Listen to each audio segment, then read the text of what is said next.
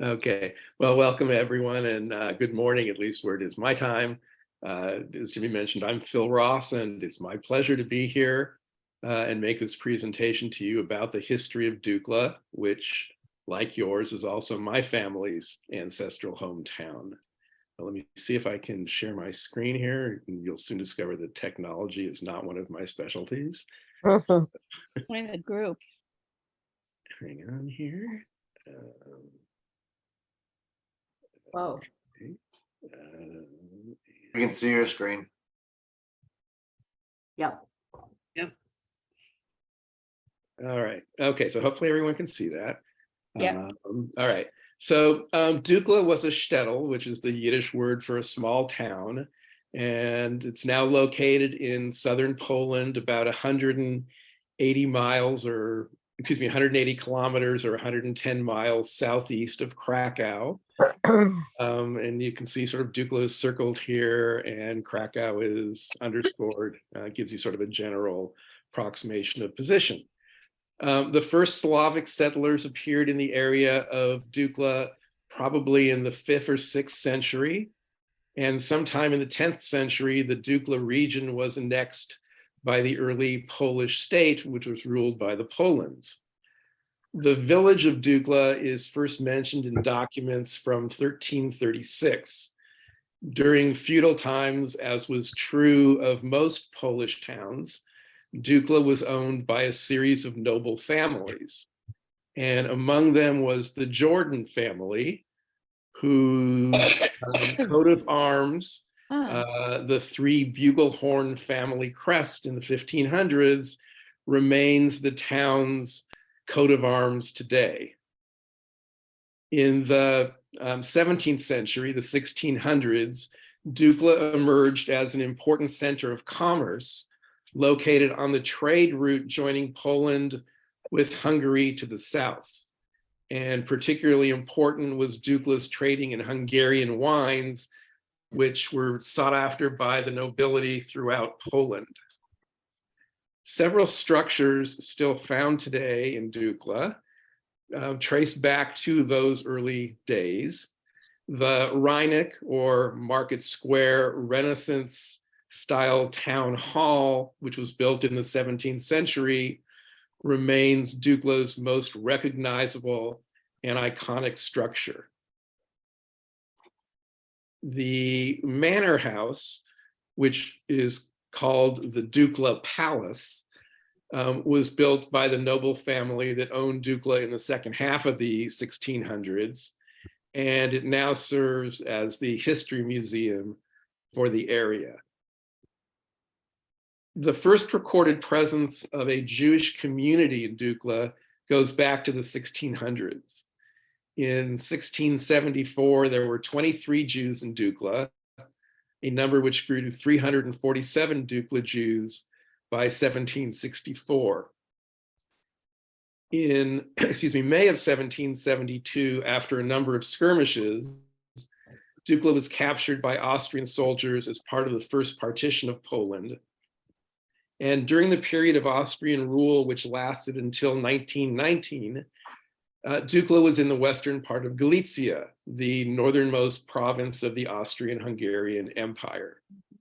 Now, during the period of Austrian rule, Dukla lost much of its economic significance, with other nearby towns growing larger, and importantly, the construction of railroads bypassed Dukla. In fact, to this day, Dukla still does not have a rail station.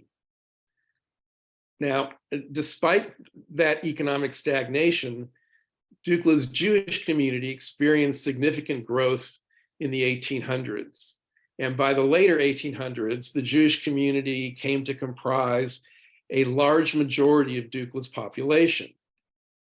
In 1881, Dukla had 2,553 Jews, which equaled 84% of the town's total population.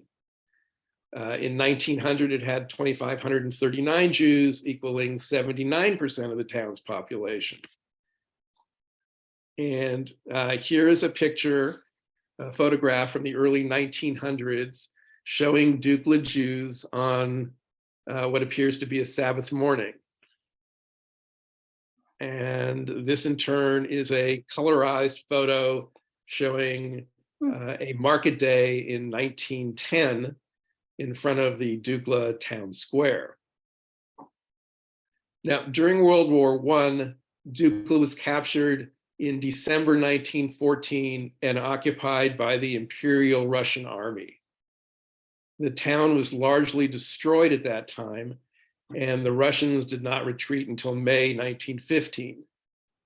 Significant numbers of the town's population, including many Dukla Jews, left during the World War I period and the years immediately thereafter, fleeing both the nearby battles and the resultant damage to large parts of Dukla by fire. Here is a picture showing some of that fire damage. Wow. In 1921, Dukla had 1,509 Jews, down from 2,500, which still equaled 72.5% of the town's population, which had declined fully by 1/3 during World War I and the immediate post-war period. Dukla Jews tended to migrate either west toward Vienna, which was the capital of Austria-Hungary, south into Hungary and what is now Slovakia, and then, of course, along with several other million Eastern European Jews, the United States from the 1880s onward was a prized source of immigration. Now, between the world wars, Dukla was rebuilt, and its total population grew to almost 4,000, 64% of whom were still Jewish. Relations between Dukla's Jewish and non-Jewish, its ethnic Polish and Lemko communities, was historically very good, with a compromised political power-sharing arrangement in place. In the Dukla City Council, seats were distributed so that Jews had 2 more seats than Christians, while the mayor of Dukla was always a Christian, but in turn, a Jew held the position of deputy mayor, for Dukla for many years. During their years of living together in Dukla, there was never any reported pogroms or collective protests in Dukla against the Jewish community. Now, Dukla had a synagogue located on Jaragala Street, which was located several blocks east of the Rhein-Neckar town square. It was built in 1785 when an earlier wooden synagogue burned down. This is a showing of the synagogue floor plan. The brick synagogue's main room had a square floor plan of 12 by 16 meters with a central bima located between 4 brick columns. That's the B on this screen. Excuse me. And a gallery for women was located on the north side. That would be D up at the top. Now, this is a computer rendering of what the Dukla synagogue would have looked like. There's only one known existing photograph, which was taken in 1916, which shows the outside of the Dukla synagogue. And this is that photo. There is also only one known existing photograph, also taken in 1916, which shows the interior of the Dukla synagogue. And this is that photo. Excuse me. By the end of World War II, the Dukla synagogue was left in ruins, burned by the Germans in 1940, and further damaged by German-Soviet fighting in the area in 1944. Today, only the deteriorating walls of the main room with its ornamental portal entrance, which you see here, remain. Inside, the niche for the Arona Kodesh on the eastern wall, and some fragments of prayer inscriptions on the south wall can still be seen. The remains of the central bima, which were still in existence in the 1950s, have now disappeared. Now, at the turn of the 20th century, another important Jewish institution in town was the Baron Hirsch School, which was founded by philanthropist Baron Maurice Hirsch, a German Jewish philanthropist who, through a charitable foundation that he set up, was establishing Jewish schools throughout Galicia in order to promote Jewish education. The Baron Hirsch School was a Jewish primary school for boys, which provided technical training for its older students as well. The Baron Hirsch School opened in Dukla in 1895 and was composed of 4 forms or grades. When it first opened, the school met bitter opposition from Dukla's Hasidic Jews, who viewed any secular addition to traditional Cheder instruction to be a danger to orthodoxy. The Baron Hirsch School stopped functioning by the end of World War II. However, after World War II, a Jewish orphanage school was opened in Dukla and was located in the same building that had previously housed the Baron Hirsch School. The orphanage school was sponsored and financially supported by your ancestors, Morris and Amelia Bloch, who were living in the US, and it was run in Dukla by Mordechai Marcus Rosenthal and his wife, Chana Bloch, and here's a picture of Mr. Rosenthal and his wife, Chana. Now, the orphanage school had approximately 40 children. And for 3 years, my own father, Meyer Rosenbluth, while technically not an orphan, was graciously permitted by the Rosenthals to attend classes and take meals at the orphanage school. Here is a 1922 postcard of the orphanage school. It shows Morris and Amelia Bloch at the center at the top, with the Rosenthals immediately below that, and the school building in the center of the postcard. The teachers and the students are then shown on the sides of the card. When your cousin Mark Spiegel first sent me a copy of this postcard last year, it was an oh my God moment for me, because there on the left side of the page at the bottom of the pictures of the students was a photo of my father as the last student shown on the left. This is my father at 13 years of age at the orphanage, and it is the earliest known photograph that I have ever seen of him. Right.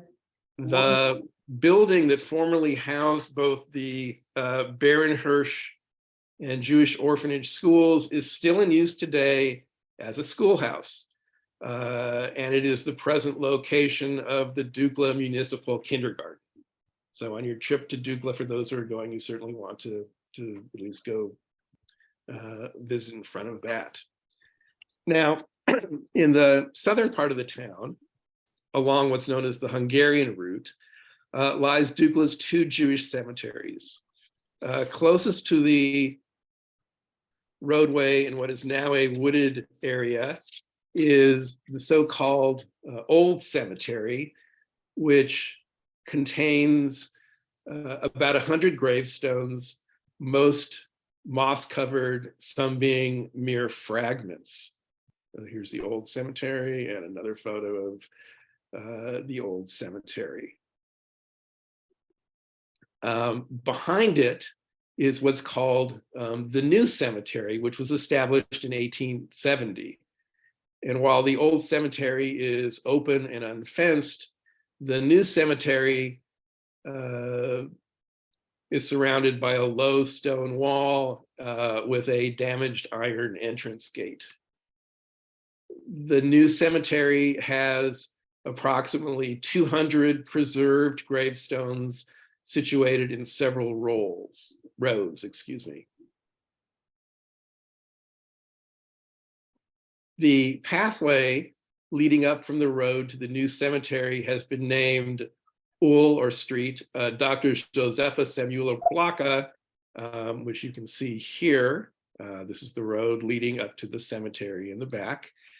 And it's named after, in honor of your ancestor, Dr. Joseph Bloch, who was born in Dukla in 1850 and went on to become a Viennese rabbi and a deputy in Austria's parliament.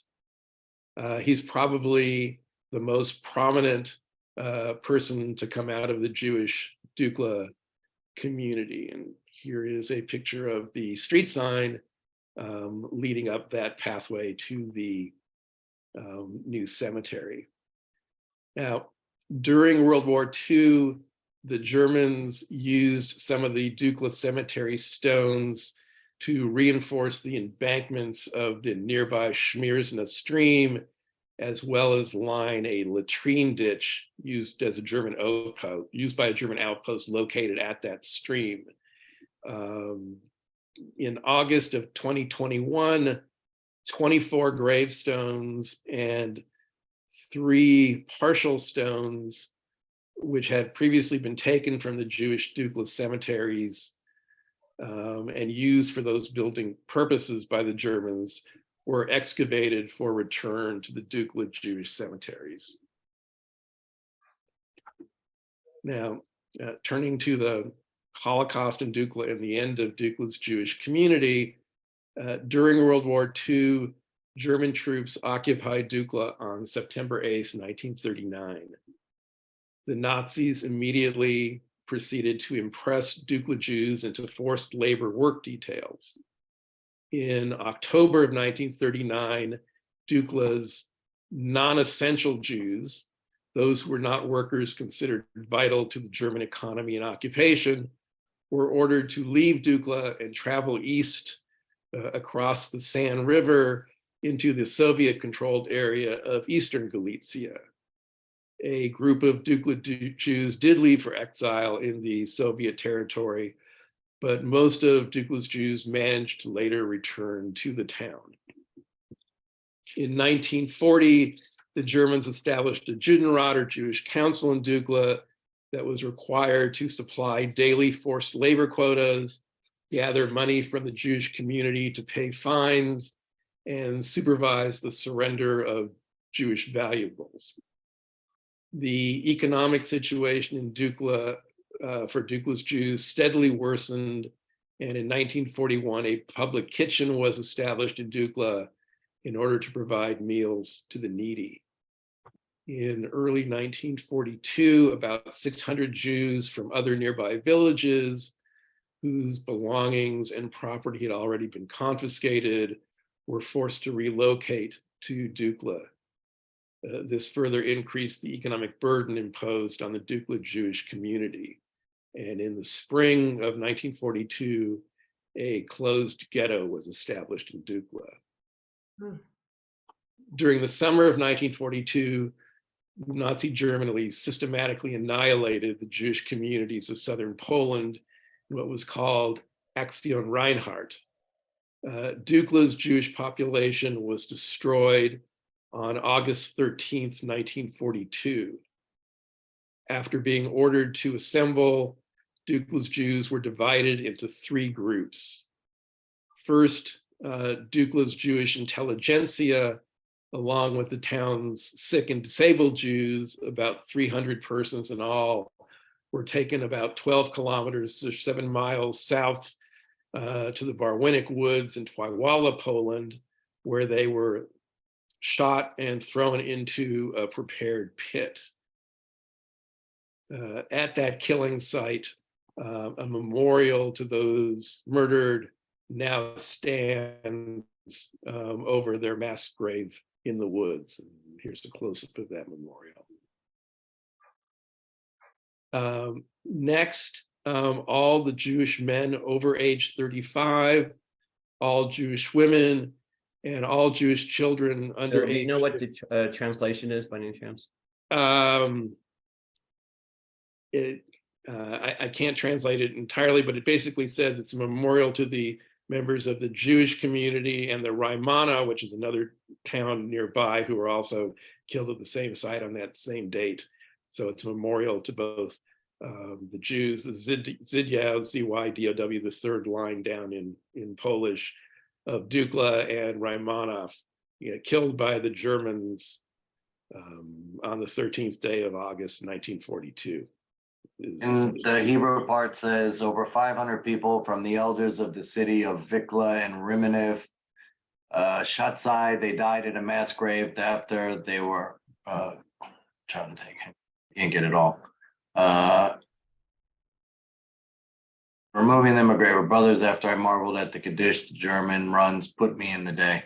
Yeah, I'm trying to use Google Lens on the screen. It's not the easiest.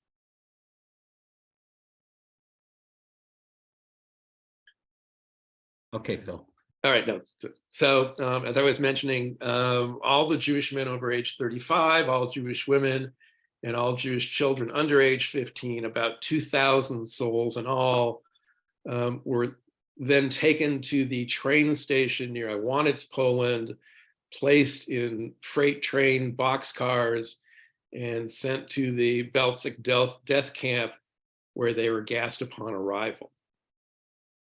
Belzec, along with Sobibor and Treblinka, was one of the 3 Axion Reinhardt death camps established in the Lublin region of Poland, and approximately 435,000 Jews were murdered at Belzec during the camp's operation, which lasted from March of 1942 to December of 1942. And the Germans did not record the names of those who were murdered at Belzec. Dukla's remaining 300 or so Jewish men aged 15 to 35, so of work age, were formed into 2 work camps, which were established at Dukla, from which they were forced to work for 2 different German companies, the Arthur Walde Breslau company, for whom about 140 Dukla Jews worked, rebuilding a local road, and the Amo Ludwig Munich company, for whom about 170 Dukla Jews worked, primarily in a nearby stone quarry. Both groups of workers were mercilessly exploited, with guards killing anyone who couldn't keep up the pace. The 2 work camps in Dukla were closed in December of 1942, with the surviving prisoner remnants taken to other work camps in Poland. In all, only about 50 Dukla Jews caught up in the Holocaust survived the war. A memorial to Dukla's lost Jewish community can now be found at the entrance to the Dukla cemeteries in Poland, and here is that memorial. Later in the war, in 1944, the Battle of the Dukla Pass between the German and Soviet troops took place nearby. And after that battle, 90% of the town was left in ruins. Following the end of the war, 14 Jewish survivors returned to Dukla. However, as Dukla was largely destroyed, they initially settled in nearby Krosno, a larger town 12 miles to the north, and most eventually moved to Israel. After 1937, there were no Jews left in Dukla. Dukla was rebuilt after the war, and today is a town of some 2,000 people. And with that, I'll end the presentation with a picture of the current day Dukla town square taken at night, which I think is simply a lovely picture of our ancestral hometown. And with that, I thank you for your attention, and I'm also happy to try to answer any questions if Jimmy thinks that there's any time permits. Sure. Why don't you end your And I screen? will, stop sharing here. Okay. Well, that was Thank great. you.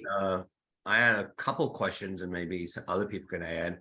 One is, is there any word about any sense of where the people from where Jews came to Dukla?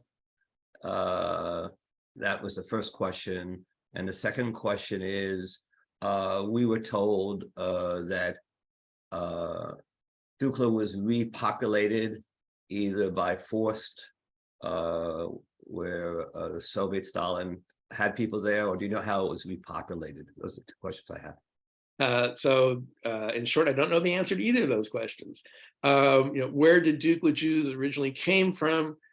There are patterns of Jewish migration into Central and Eastern Europe in the 15, 16, and 1700s. I would assume that Dukla's population growth during that period was part of that general migration.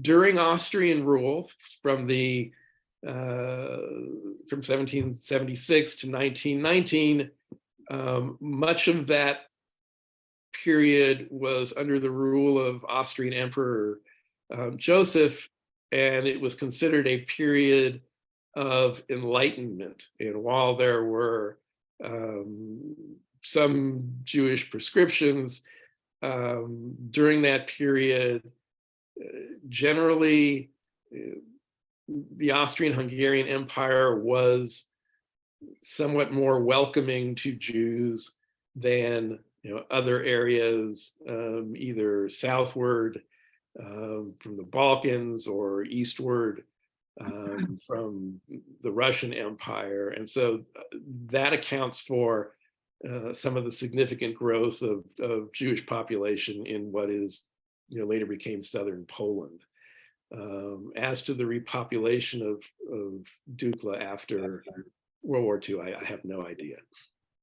I was told when I was there that Stalin was attempting to break up.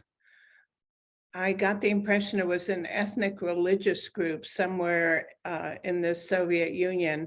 So he divided the population and took part of that population and planted them in Dukla. Jeff, I see, and this is something where you can raise your hand if you go into reactions, I think, but I see Jeff Muskin and I see Robert Isaacs. Yeah, okay, Jeff Moskin here. On the picture that you had of Morris and Amelia Bloch, what can I learn about Amelia Bloch?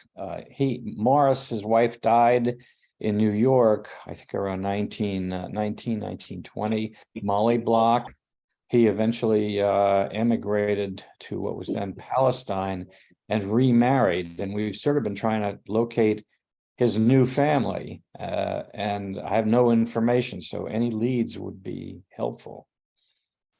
Yeah, I mean, I specifically don't have any information on the Blochs outside of the time that they were in Dukla. I think Mark Spiegel, your cousin, has done a lot of research, and so maybe he has some more information about the Blochs in Palestine. I know that there are certain documents that are available which show some records about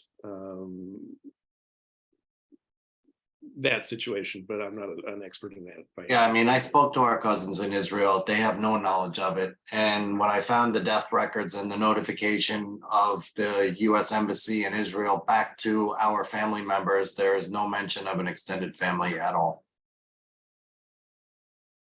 There is one. I have no idea now where to go look. Robert? I don't Okay. know if this would be relevant at all, but just added to the My Heritage site are immigration records into Israel. I don't know how far back they go. Okay, so I started looking them already, Phil. So a lot of them are just flight manifests and they're all in Hebrew. and there's very little information. It's not the same as when you get the actual immigration files, the application to immigrate into the country, which I do have for some of our relatives, and those are about 19 pages long. Robert Isaacs, you had your hand up. Yeah, Phil, thank you for the presentation. So I was interested on that date, August 13th, 1942, most of the time the Nazis would, when they did that gathering of Jews in local villages, would take them to the town center. So that photograph that you showed us that was so beautiful, is that where the Jews of on that day were gathered? And I was wondering if that's so. Is there any recognition of that in a plaque or something in the town center? No, so actually, the Jews on that date from Dukla were ordered to gather in the courtyard in front of the palace or the manor house. And so that's where they gathered. But there is no marker there that that's where they were initially gathered and where they were divided up into the three groups that I mentioned. Okay, thanks.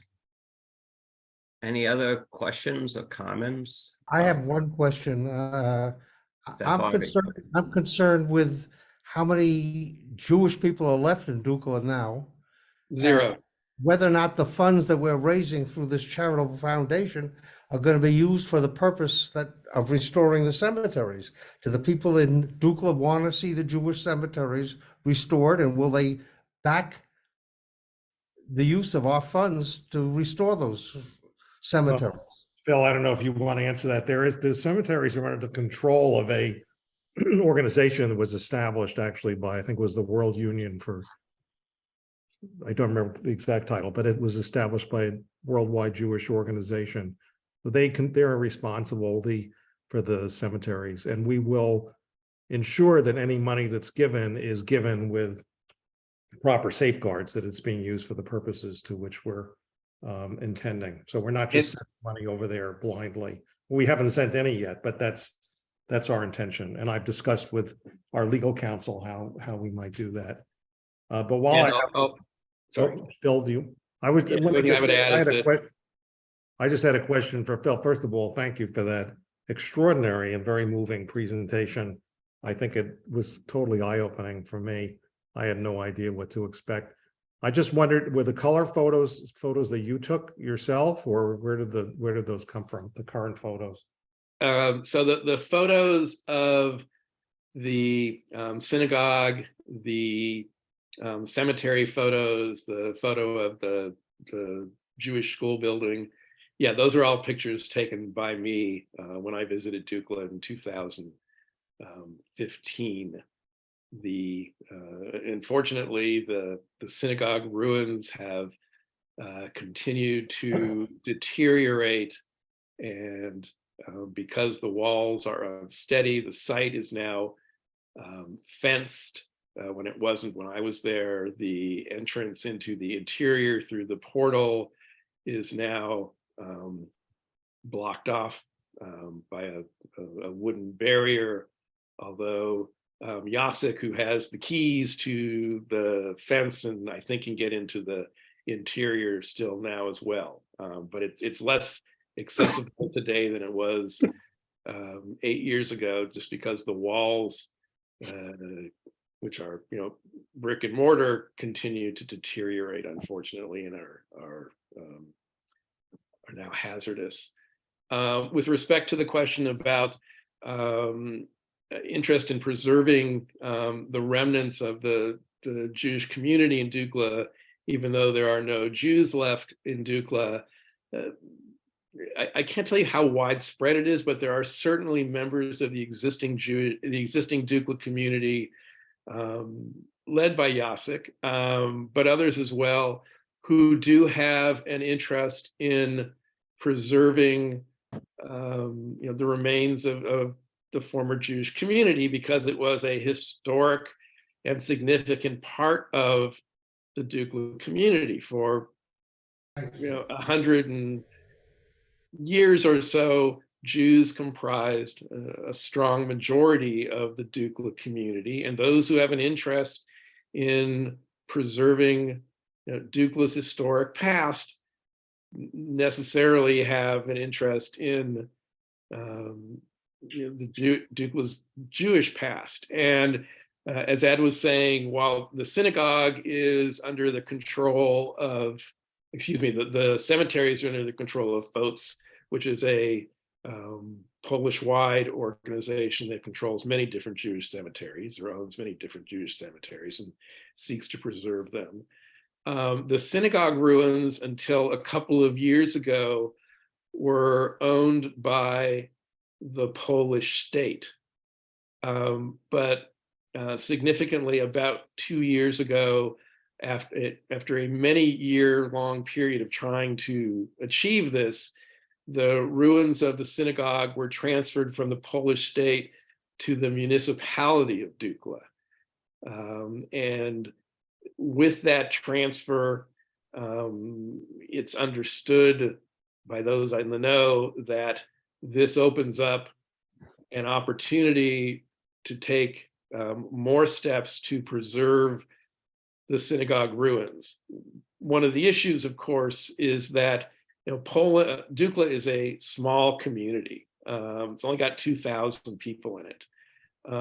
And when you go there, you'll see it doesn't really have an industrial base. So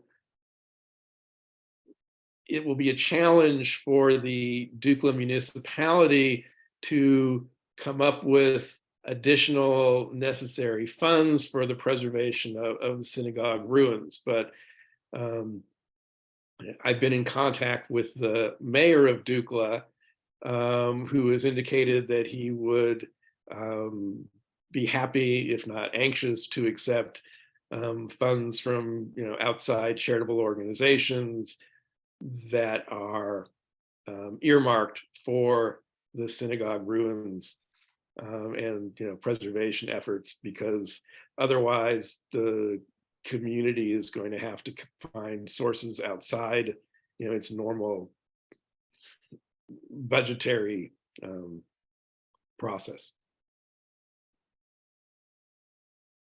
Jimmy? You're on mute, Jimmy. Lynn, you had your hand up and you have to go. Yeah, Phil, in terms of planning a trip to Dukla, how many days do you think it's wise to spend in Dukla? And is there a hotel there, or is it too small? What do you think? So I think that 2 days is sufficient time. I don't think you need a third necessarily. My family, when we went, we spent, it ended up being about a day's worth of time over 2 days. We left Krakow in the morning, drove a couple of hours, 2.5 hours to Dukla, got to Dukla, I think in the very early afternoon. Dukla's a small town. It doesn't take, we focused on the Jewish, remnants. So it didn't take a whole lot of time to do that. You start in the market square. The synagogue ruins are located 2.5 blocks away. It's a 5-minute walk. We probably spent 15 minutes at the synagogue ruins. We then walked down to the cemeteries. That was about a 15-minute walk. It's at the southern end of town. As part of that, we passed by the schoolhouse, which is on the way. So we spent about a half a day, including a meal at Dukla. We then drove the 12 miles north to Krosno, and that's where we found a hotel and stayed. There is some hotel accommodations in Dukla, but we found Krosno was, at least that was what was recommended to us by our tour guide. So that's where we stayed. And the next morning, we went back to Dukla, did a couple of things. We managed to get some additional records from the Dukla Civil Records Office. That took a while to process. saw some other general sites in Dukla. And then we left in the mid-afternoon to travel back to Krakow. And then we stopped at some other towns along the way on our way back where other members of my particular family came from. What year was that? 2015. Yeah. And Jill and Debbie have also gone. Similar thought about like a day over to one evening. I didn't know about some of the sites that I've learned about since. So I only went to the synagogue and the ruins, but I would have liked to have spent more time had I had done better research. And I went looking That's for another the, question. Okay, sorry. Is there a hard copy present? Have you put this information into a document that I can download and print? So if you go to jewishgen.org and you go to the Kahila links page on that, you can then drill down easily to the Polish Kahila links and the Dukla Kahila link in specific, and the Dukla Kahila link, which has got a tremendous amount of information about Dukla on it. I recreated that earlier last year. And so frankly, all of this comes from my material on the Kahila links page. And so you can find that and a whole lot more by looking at that. And all of it originally comes from one of the books that I created about my So family. Phil will send me a link, which I'll Thank send to you, May. everybody. Yeah, thank you. we went, when I was in Dukla, we went looking for the cemetery. That was the first order of business, and that took a while. I don't feel like I didn't know enough about Dukla at that point to know where things were. I didn't know at that point about the orphanage, which I found out much later. So I would say 2 days, only because I felt like, we left we drove from Krakow to Dukla, we spent 3 or 4 hours, ending up in Yatsik's house for 3 or 4 hours. Just by total happenstance, we met him. So yeah, I would think at least 2 days. I would feel better about that. So one last question. The Rosenthals you mentioned, Debbie's great grandmother was a Rosenthal. The same, or is it a different? The Rosenthals you talked about, Phil, is it the same as the Rosenthals who were the bakery there? Do you know? Yes. It's the same. The same. It's our family. Yeah. Yeah, that's the same. Can I just ask really quickly, that postcard of the orphanage, does that Yep. still exist? And if so, who has it? I sent it to everybody previously. Oh, so you have it?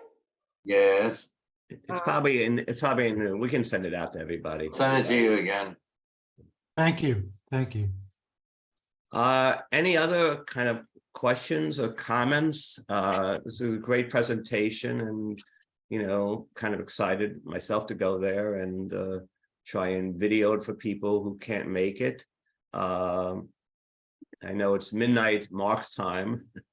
Mark is, have to give him tremendous credit for finding new relatives. Thank you, Mark. We just found Hilda's grandchildren, who we didn't have in contact with. So that's one of our second cousins we didn't know about. It's been great kind of connecting to people and finding out there are people who are related to in all sorts of interesting places. I think Jimmy, the biggest find has to be finding the thing Bloch brother Getzel. Yes. Yes, and why don't you repeat that to people? People don't know what we're talking about. So I hope you all got the mail, because I sent it out with all the details, with all the records, but basically Getzel changed his name to Gustav. He did come to America. In fact, he was with Morris when Morris immigrated to the United States. And he married a lady from Philadelphia who came over from Hungary. They'd never had any kids. But yeah, So we found him. So I have his date of birth. I found everything, that date, the whole 9 yards. Jimmy, how many cousins have we located altogether? Oh, my God. The Oh, you mean living ones, Ed, or all together? No, ones who are living now, like how many? well, I don't know. We have a couple, we have 100? email Over- contacts. Over 100. Our email list is 110, Wow. Yeah. but there are other people who we know about who we just don't have emails for. Also, Right. we haven't been in contact with. So I'd say probably like more like 150 cousins, of which 110 we're actually in contact with. Right. So it's been great. Fantastic. Anything else for the good and welfare? Well, thanks, Phil. You would do a great job. My pleasure. We Thank really you. appreciate it. Thank you all.